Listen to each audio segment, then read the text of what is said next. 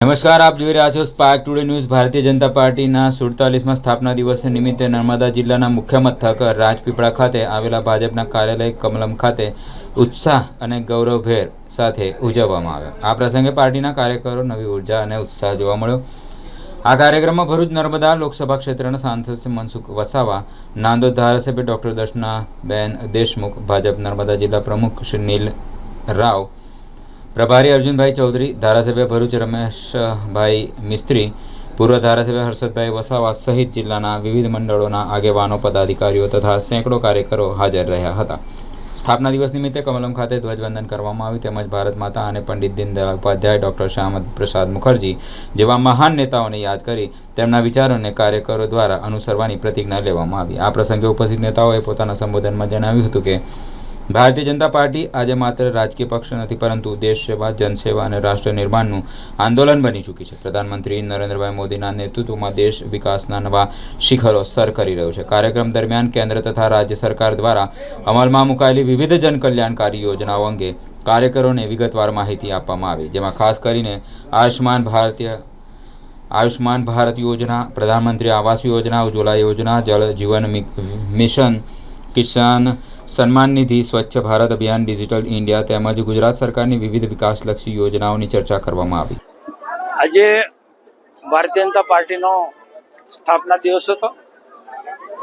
સમગ્ર દેશ અને ગુજરાતની અંદર આ ભારતીય જનતા પાર્ટીના સ્થાપના દિવસ ખૂબ જ ધામધૂમથી ઉજવાઈ રહ્યો છે। એ નર્મદા જિલ્લામાં પણ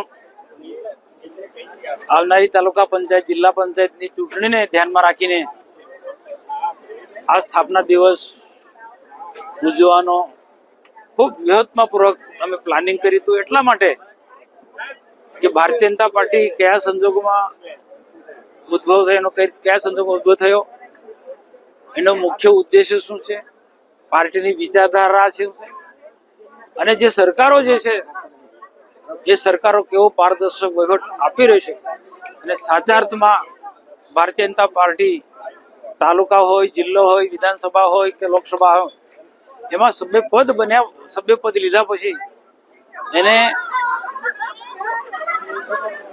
રાષ્ટ્ર માટે કામ કરવાનું છે, રાષ્ટ્ર કલ્યાણ માટે કામ કરવાનું છે, અને રાષ્ટ્રને સમર્પિત કાર્યકર્તાઓએ ભારત માતાને પરમ વૈભવના શિખરે પહોંચાડવા માટે આ સત્તામાં આવવાનું છે। સત્તા થકી પ્રજાની, જનતાની અને રાષ્ટ્રની સેવા કરવાની છે, એ વાત અમારા બધા જ વક્તાઓએ આજે પ્રજા સમક્ષ, કાર્યકર્તા સમક્ષ મૂક્યો છે।